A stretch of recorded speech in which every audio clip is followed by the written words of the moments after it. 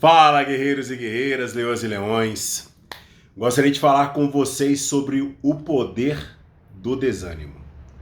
Pô, mas que tema mais triste, Jessé. Mas é o que abate, é o que vem na nossa vida nos dias maus, né? E eu queria falar um pouco mais com você sobre esse tema. Quantos de nós, queridos e queridas, enfrentamos dias maus? Seja ele por vários efeitos, seja ele por uma influência externa, seja ele por influências internas, né? E nos deparamos com situações que influenciam toda a nossa história, né? E influencia também as pessoas que estão à nossa volta. Se fosse só conosco, tava tranquilo. Mas quando isso vem junto com famílias, pessoas que trabalham com você, a sua empresa, a sua vida espiritual, a sua vida emocional, a sua vida em todo o contexto, né? Você se depara com a situação e fala, meu Deus do céu, como eu vou sair desse emaranhado de problemas? Vou contar um exemplo da minha vida. Meu nome é Gessé Nepomuceno, eu passei minha vida toda empreendendo, né? Então eu sou empreendedor nato. Então desde os meus 13 anos de idade, quando eu me entendo por gente, eu comecei a vender picolé, vendia din, picolé, depois fui trabalhar fazendo frete, não sei se você lembra, isso em 96, 97, 96 mais precisamente. Antigamente a gente pegava um carrinho de mão e fazia os fretes nos supermercados ou muitas vezes nas feiras mesmo, né? Para as pessoas que estavam ali pedindo, quero comprar umas verduras e não tem mão para poder levar, né? Tá cansado, não consegue levar até a casa ou então até o carro, a gente levava aquelas frutas até a casa da pessoa e a pessoa contribuía com a gente ali com um valor, né? Daí eu comecei minha vida empreendedor aí. Depois comecei a trabalhar com vendas de roupa, né? Bermudas e camiseta 3x10. Depois fui para o atacado. Então sempre fui muito independente. Depois entrei no quartel, saí do quartel, fui trabalhar com empréstimos consignados em um Grêmio Beneficente de Oficiais do Exército. Depois abri minha empresa de crédito pessoal. Depois eu fui empreender em outras áreas, academias, construção civil e aí por diante. E quando eu me deparo com situações onde pessoas estavam dependendo exclusivamente do que estava aqui na minha mente, do que passava na minha mente. E por escolhas erradas a gente termina, e fatores externos, você termina sendo influenciado e vem os dias maus, os dias de decepção, né? Os dias onde você vai ter que encarar, né? O desânimo. E eu me deparei com a situação onde eu fiquei totalmente dependente de remédio controlado.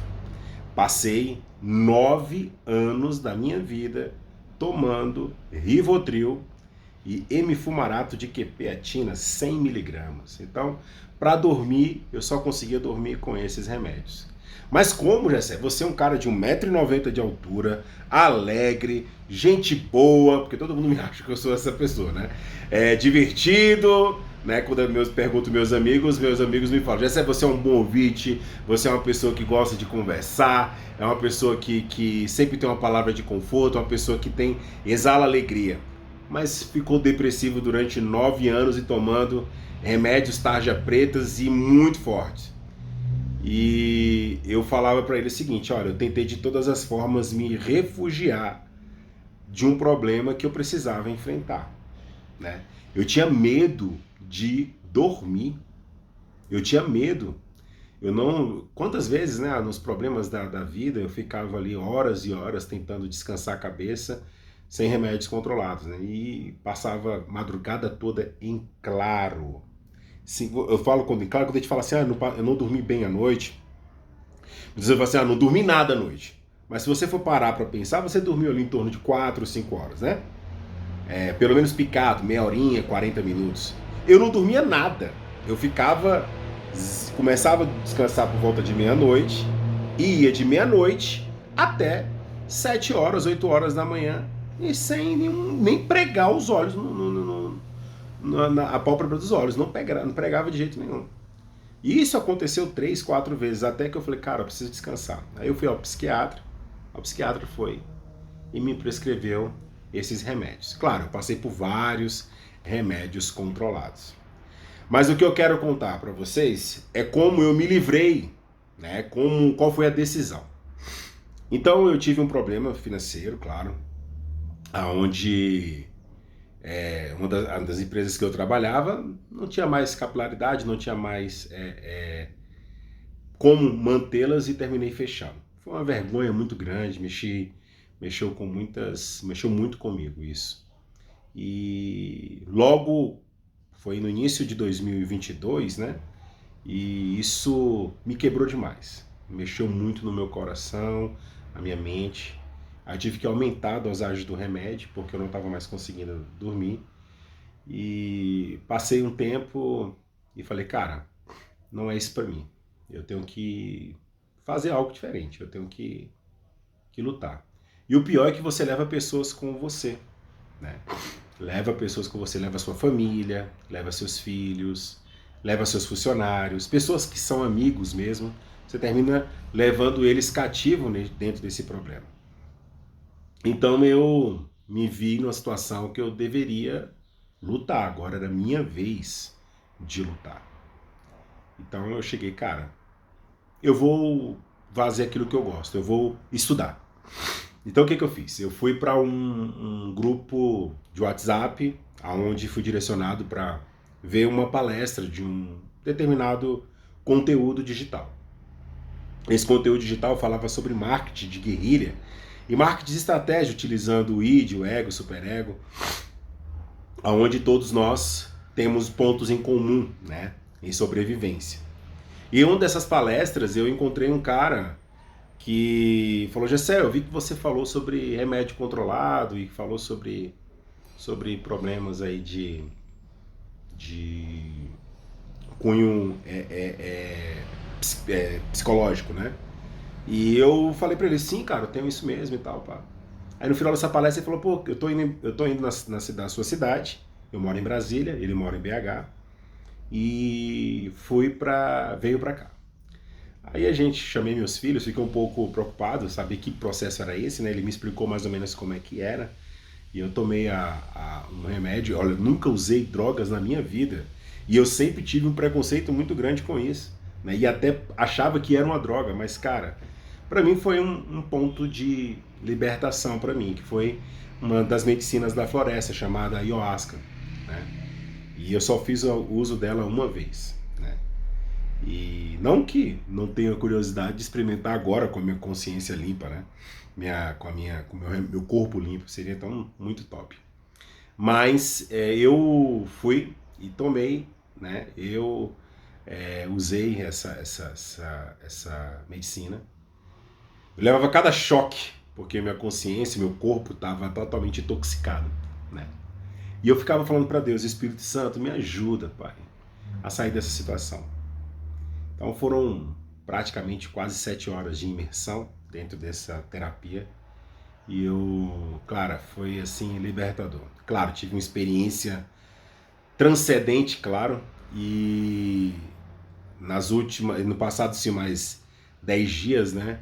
Foi a hora que eu tive ali que aguentar a desintoxicação do meu corpo, né?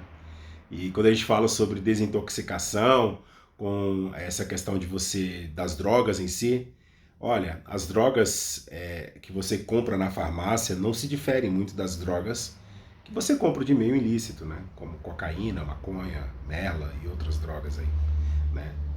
O crack. São drogas que trabalham o teu sistema nervoso, deixa o teu sistema nervoso totalmente inoperante. E eu passei por um apuro gigantesco.